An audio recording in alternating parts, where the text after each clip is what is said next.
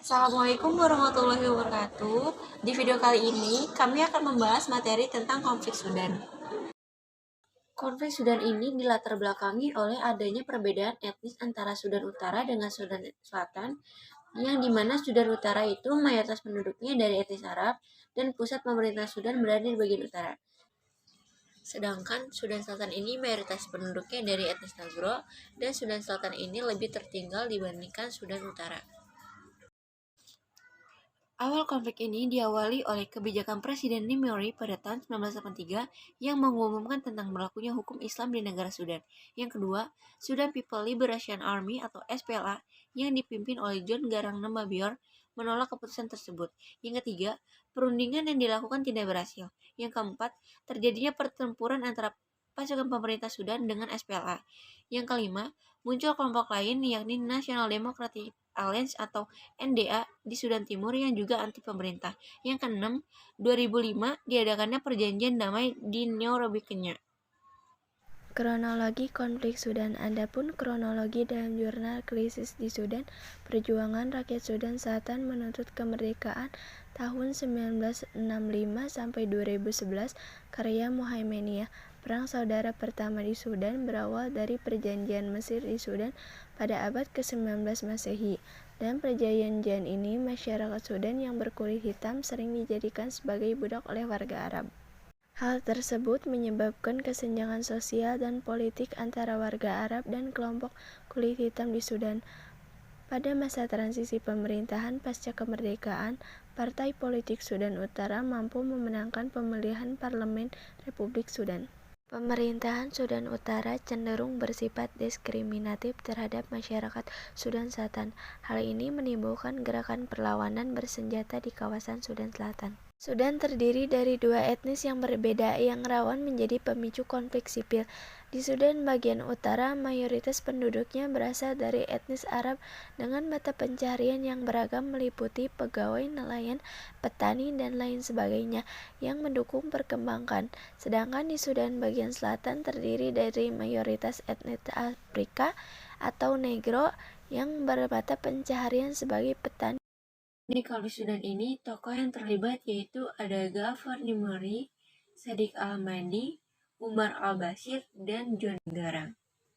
Biografi dari tokoh-tokoh tersebut. Yang pertama ada Ghaffar Muhammad An-Nimeri, lahir pada tahun 1 Januari 1930 dan wafat pada 30 Mei 2009 pada umur 79 tahun. Ia adalah Presiden Sudan dari tahun 1969 sampai 1985.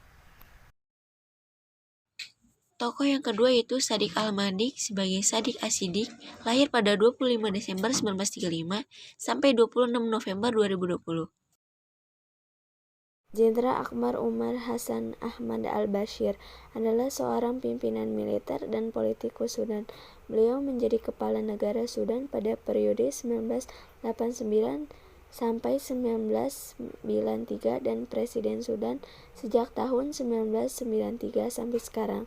Al-Bashir bergabung dengan militer Sudan semenjak muda dan studi di Akademi Militer Kairo. Tokoh yang keempat yaitu John Garang Nambabyor, lahir pada 23 Juni 1945 dan wafat pada tanggal 30 Juli 2005. Ia memimpin Tentara Pembebasan Rakyat Sudan atau SPLA selama Perang Saudara Sudan Kedua, dan setelah Perjanjian Damai 2005, ia menjabat Wakil Presiden pertama Sudan sejak 2005. Hingga ia meninggal pada suatu kecelakaan helikopter pada Juli 2005. Dia berasal dari etnis Dinka dan lahir dalam sebuah keluarga miskin di kampung Wagulei. Dampak negatif dari konflik Sudan ini adanya krisis pangan. Akibat konflik sipil yang terjadi sejak Desember 2013 lalu, sejumlah aktivitas panen terhenti. Sementara itu, inflasi mencapai 800% pada tahun lalu, menyebabkan harga impor pangan tak terjangkau. Menurut Arwai, dampak perang sipil dan inflasi yang terus meningkat membuat setidaknya 4,9 juta warga Sudan Selatan berisiko terjangkit kelaparan antara Februari hingga April. Jumlah ini akan meningkat menjadi 5,5 juta pada Juli mendatang. PBB menilai suatu wilayah dapat dikategorikan terancam wabah kelaparan ketika setidaknya 20% rumah tangga mengalami kekurangan pangan ekstrim. Dampak yang kedua yaitu krisis ekonomi. Perdagangan minyak juga sempat terhenti dan beberapa perdagangan dengan negara lain terputus karena konflik. Daerah perbatasan untuk masuknya jalur perdagangan sempat kacau, namun aspek yang paling berdampak salah satunya inflasi besar-besaran pun terjadi, menyebabkan harga impor pangan tidak terjangkau dan harga kebutuhan pokok melambung. Hal tersebut disebabkan karena adanya gangguan masa penanaman dan panen sebagai akibat dari konflik.